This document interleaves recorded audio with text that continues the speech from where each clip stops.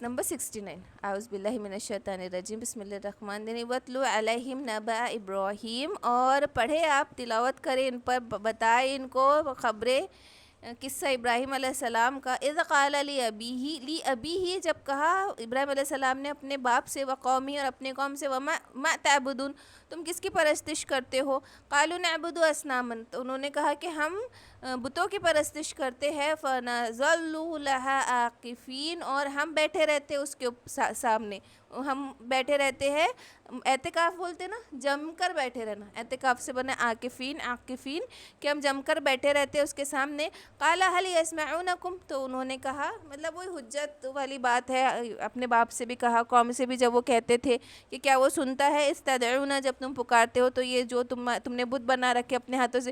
اور ابراہیم علیہ السلام کا باپ جو تھا وہ آزر، وہ خود بت تراش تھا نا، وہ خود اپنا بت بناتا تھا، اس لیے ان سے کہا کہ کیا وہ سنتا ہے جب تم انہیں پکارتے ہو؟ او ینفعونکم او یضرون کیا وہ تمہیں نفع پہنچاتے ہیں یا تمہیں نقصان کے ذمہ دار ہے؟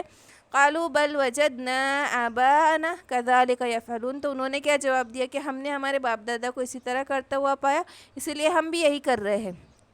تو ظاہر سی بات ہے کہ کوئی دماغ نہیں، کوئی سوچ سمجھ نہیں، کہ جو ہمارے باپ دادا کر رہے ہیں ہم بھی وہی کریں گے۔ تو یہی حال آج ہمارا بھی ہے نا، کہ سوچ سمجھ کے پرے ہم کیا کر رہے کہ بھئی یہ رسم چلی آ رہی تو کر رہے، کیوں بھئی ہمارے خاندان میں ہوتا ہے، ہمارے خاندان کا رواج ہے، ہم ریتی رواج بول کے کیسے کیسے کام آج نہیں کر رہے، کیسی کیسی بدعتیں کر لیتے ہیں، کیسے کیسے اسراف کے معاملات کر دیتے کہ ہمارے خاندانی رسم ہے بول کے۔ تو وہی بات دیکھا جائے تو چینج نہیں آیا۔ قالوا بل وجدنا کہ ہم نے پایا ہمارے آباء و اجداد کو، کذالک یفعلون اسی طرح کرتے اس لیے ہم بھی کر رہے ہیں۔ قال افرأیتم تو ابراہیم علیہ السلام نے کہا کہ تم نہیں دیکھتے ما کنتم تعبدون کہ تم جس کو پوج رہے ہو، کہ تم نے دیکھا ہے، تم کو کبھی روبرو دکھا؟ یہ تو پتھر تم نے تراش رکھے ہیں، لیکن تم جس کا نام لے رہے ہو، جس کو تم پکار رہے ہو، کیا تم نے اس کو کبھی دیکھا ہے؟ انتم و آباؤکم الاقدمون اور تم اور تمہارے باپ دادا نے کبھی دیکھا ہے جس کے تم حجت دے رہے ہو کہ ان کو کرتے ہوئے دیکھا تو ہم کر رہے ہیں۔ فَإِنَّهُمْ عَدُوٌّ لِّي تو بے شک وہ میرے دشمن ہیں، الا رب العالمین اور مگر کے سارے جہانوں کا رب، کہ وہ میرے دشمن ہیں مگر خدائے رب العالمین واحد میرا دوست ہے، اور یہ جو تم نے بت بنا رکھے وہ میرا دشمن ہے۔ الذی خلقنی فہو یہدین کہ اس نے مجھے پیدا کیا بس وہی مجھے راہ دکھائے گا۔ والذی ہوا یطعمنی ویسقینی کہ وہی ہے جو مجھے کھانا کھلاتا ہے، وہی ہے مجھے پانی پلاتا ہے۔ واذا مرضت فہو یشفین اور جب میں بیمار ہوتا ہوں تو وہی مجھے شفا دیتا ہے۔ والذی یمیتنی ثم یحیین اور وہی ہے جو مجھے موت دے گا اور وہی ہے جو مجھے دوبارہ زندہ کرے گا۔ والذی اطمع اور وہی ہے جس سے مجھے امید ہے، ان یغفر لی کہ وہ مجھے بخش دے گا، خطیئاتی میری خطاؤں کو، یوم الدین بدلے کے دن، یوم جزا کے دن وہ مجھے امید ہے کہ وہ میری خطاؤں کو بخش دے گا۔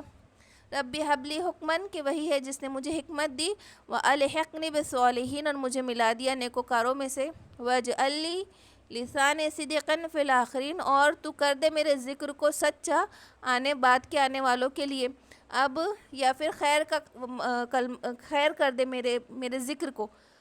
تو یہ والی جو دعا ہے وَاجْعَل لِّي لِسَانَ صِدْقًا فِي الْآخِرِينَ کہ میرے ذکر کو آنے والوں کے لیے نفع کر دے یا صدق سچا کر دے یا وہ کر دے۔ تو اس میں جو خود کی تعریف کی وہ نہیں کی جا رہی کہ میری تعریف ہو، لوگ میری تعریف کرے، لیکن کہ یہ چاہ رکھنا کہ میرے جو خیر کا معاملہ اس کی پیروی کرے، یہ جائز ہے کہ انسان یہ امید رکھے کہ میں کوئی نیکی کا کام کر رہا ہوں پھر مجھے دیکھ کر لوگ نیکی کی طرف راغب ہو، اس طریقے کا یہ اپنے آپ کی بڑائی چاہنا نہیں ہے، بلکہ آپ صلی اللہ علیہ وسلم کی کیا دعا ہوا کرتی تھی کہ آپ صلی اللہ علیہ وسلم نے فرمایا کہ 2 بھوکے بھیڑیے جو بکریوں کے گلے میں چھوڑ دیے جائے وہ بکریوں کے ریوڑ کو اتنا نقصان نہیں پہنچاتے جتنا 2 خصلتیں انسان کے دین کو نقصان پہنچاتی ہے، ایک مال کی محبت اور دوسرا اپنی عزت و جاہ کی طلب۔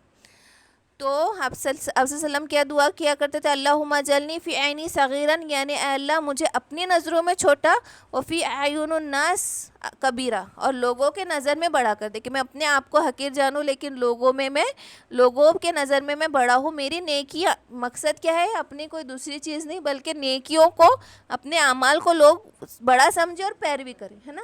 اوبویسلی دیکھو انفلوئنس والی جو بات ہے تو ہم کیا چاہیں گے کہ ہمارے کپڑے، ہمارے لکس، ہمارے ہیئر اسٹائل کی انفلوئنس ہمارے دیکھ کر ویسا کرے، ہماری نیکیاں.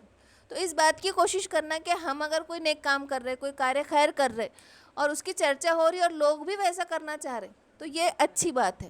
بھلے ہمارے دل میں اس کا مقصد ریاکاری نہیں ہوگا کہ ہمارا مقصد تعریف بٹورنا ہے یا لوگوں کو دکھانا ہے، لیکن مقصد یہ ہوگا کہ ہاں ہم کوئی نیک کام کر رہے تو لوگ بھی ویسا نیک کام کریں. جو بولے نا انفلوئنس، تو ہمارا کام ہے لوگوں کو نیکی کی طرف انفلوئنس کرنا. جو آج انفلوئنسر بن گئے نا بہت سارے لوگ، تو ہمارا کام ہے کہ ہمارے کام ایسے ہو کہ نیکی کی طرف انفلوئنس کرے ہم لوگوں کو اپنے.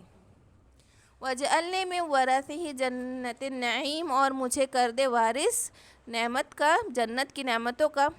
وَاغْفِرْ لِي أَبِي إِنَّهُ كَانَ مِنَ الضَّالِّينَ، اور بخش دے میرے باپ کو کہ وہ گمراہوں میں سے ہے. اب یہ والی جو دعا تھی وہ اس وقت تھی کہ جب تک ان کو اس بات کا یقین نہیں ہو گیا تھا کہ وہ اب کبھی ایمان نہیں لائیں گا اور اس کا خاتمہ کفر کی حالت میں ہوگا، تو تب تک انہوں نے دعا کی مغفرت کی. پھر ان کو بھی منع کر دیا گیا، اسی طرح علیہ وسلم کو بھی منع کر دیا گیا کہ جن کو معلوم ہے کہ ان کا خاتمہ کفر پر ہوگا اور کافروں کے لیے بخشش کی دعا نہیں کرنا، اس سے منع کر دیا گیا. وَلَا تُخْزِنِي يَوْمَ يُبْعَثُونَ، اور مجھے رسوا نہ کرنا اٹھائے جانے کے دن کو.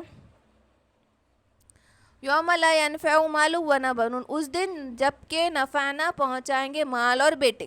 اب دیکھو بیٹوں کا ذکر کیوں آیا ہے اسپیسیفکلی، کہ ہمارے دنیا میں بھی جو ہمارے لیے نفع کی بات ہے یا ہمارے پیچھے کھڑے ہوں گے یا ہمارے ضرورت میں کام آئیں گے، تو بیٹوں سے امید کیسا رکھتا ہے نا انسان کی یہ پریشانی کے وقت میں ہمارے کام آئیں گے. بیٹیوں سے تو ایسی امید نہیں رکھتا انسان کہ بیٹیاں اگر اپنے گھر کو چلی گئی تو کسی اور کی ذمہ داری ہو گئی تو ہمارے مشکلوں میں پریشانیوں میں بیٹیاں کام آئیں گی، اس لیے اسپیسیفکلی بیٹوں کا ذکر کیا. اب یہ جو بات ہے کہ اس دن کام نہ آئے گا نہ مال نہ بیٹے، تو وہ کس کے لیے ہے کہ کافروں کے لیے، یا پھر ایسا شخص کہ جس کا ایمان پر خاتمہ نہیں ہوا تو چاہے اس نے کتنا بھی مال خرچ کیا ہو، کار خیر کیا ہو، یا اس کے بیٹے اس کے لیے کتنے بھی پھر مغفرت کی دعا کرے تو پھر وہ اس کی شفاعت بھی کام نہیں آئیں گی. لیکن کہ جو مومن تھا، جس نے نیک اعمال کیے تھے، جس کا خاتمہ ایمان کے حالت میں ہوا، اس نے کوئی کار خیر کیا تو اس کا مال بھی کام آئے گا. اور اس نے بیٹوں کی اور اپنی اولادوں کی تربیت اس نہج پہ کی کہ بھائی وہ کوشش کی اس نے کہ وہ سیدھے راستے پہ چلے، ہدایت پہ چلے. اب وہ اولاد جب تک ہدایت پر ہے، جب جو بھی اولاد نیک عمل کریں گے اس کا بھی ایصال ثواب وہ اس کو ملتے رہیں گا، باپ کو اور ماں باپ کو ملتے رہیں گا.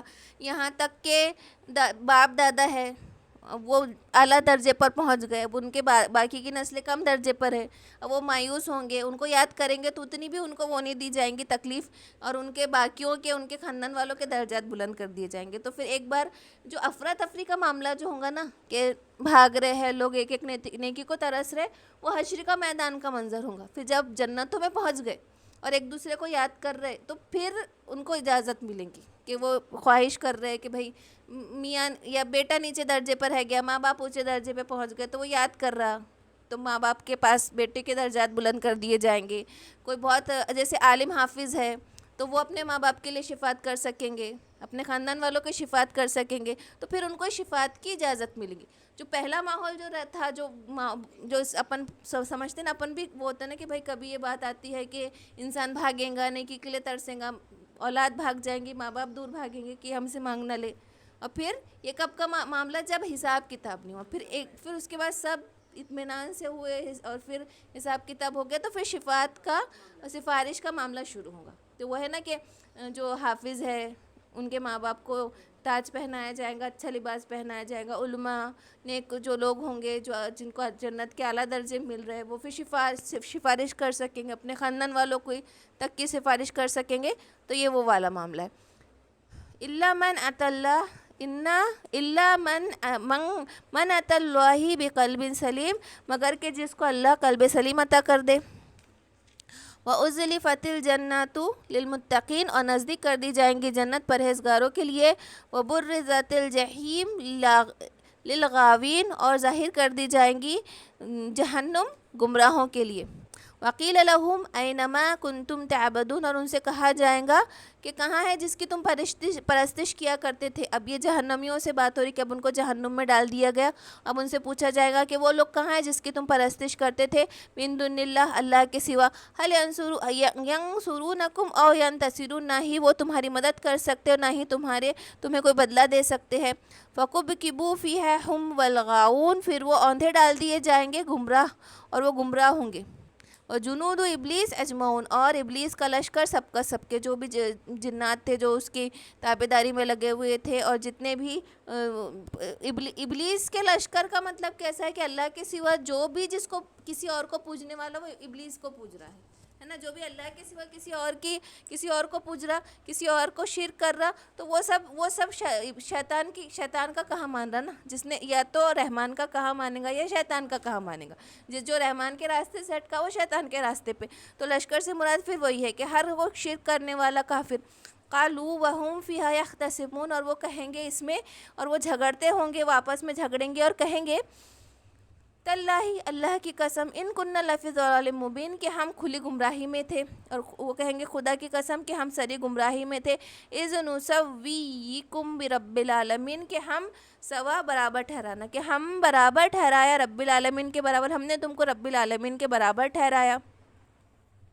وما اضلنا الا المجرمین، اور ہمیں گمراہ کیا انہیں مجرموں نے، انہیں گنہگاروں نے ہمیں گمراہ کیا. وہ اپنے جو بھی وہ شرک کرتے تھے ان سے کہیں گے فما لنا من شافین، اور ہمارے لیے نہیں کوئی سفارش کرنے والا آج کے دن. ولا صدیق حمیم، اور نہ کوئی دوست اور نہ ہی کوئی غمخوار. تو اس میں کیسا معاملہ ہوگا کہ اب جو جس کو بھی شرک، جو بھی وہ کسی کو شرک اللہ کے سوا پکارتے تھے، کسی کو اپنا معبود سمجھتے تھے، اب شیطان بھی وہاں پہ موجود ہے، سارے جن بھی موجود ہے، جو چھوٹے چھوٹے بت بنا رکھے وہ سب وہاں موجود ہے.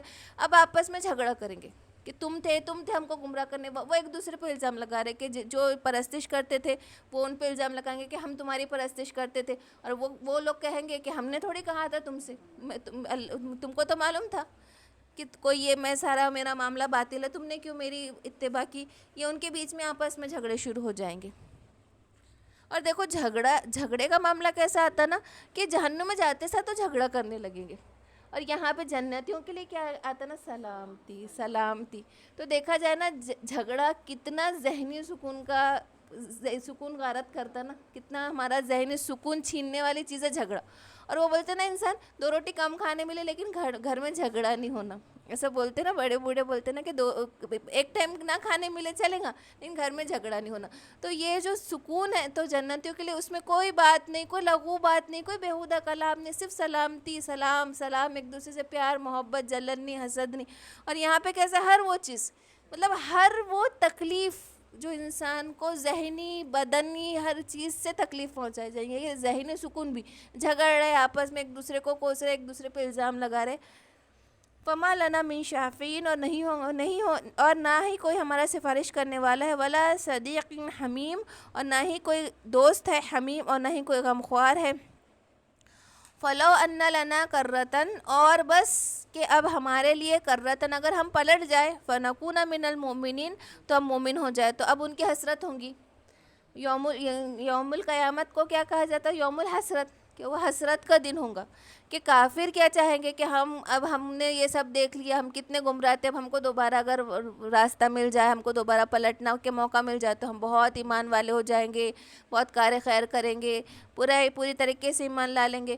اور جنتی کیا افسوس کریں گے؟ جنتی کی حسرت یہ ہوں گی کہ کاش ہم اور زیادہ عبادت کر لیتے، کاش ہم اور زیادہ عبادت کر لیتے، ہم اپنا ایک لمحہ بھی ضائع نہ کرتے. جب وہ حسرت ہر کسی کے لیے ہوں گے، چاہے وہ جہنمی ہوں گے یا جنتی ہوں گے. ان فی ذالک لآیات، اور یہ نشانیاں ہیں. وما کان اکثرهم مؤمنین، اور ان میں سے اکثر ایمان نہیں لاتے. وان ربک لہو العزیز الرحیم، اور بے شک آپ کا رب وہی غالب اور نہایت رحم کرنے والا ہے. تو یہ آیتیں کیسی ہے نا، یہ مکی آیتیں ہیں. آپ صلی اللہ علیہ وسلم کو یہ جتنی انبیاء کی خبریں ہیں تسلی کے لیے، تشفی کے لیے، قریش کو سبق بتانے کے لیے کہ پچھلے قوموں کے ساتھ کیا ہوا. اور مکی آیتوں کی خاصیت کیا ہے کہ اس میں انبیاء کے قصے ہوتے ہیں، جنت دوزخ کا تذکرہ، جنتیوں کے احوال، جہنمیوں کے احوال زیادہ ہوتے. تو وہی یہ ساری بات آ رہی ہے، رسالت، توحید، ایمان افروز باتیں اور انبیاء کے واقعات، تاکہ عقل پکڑے.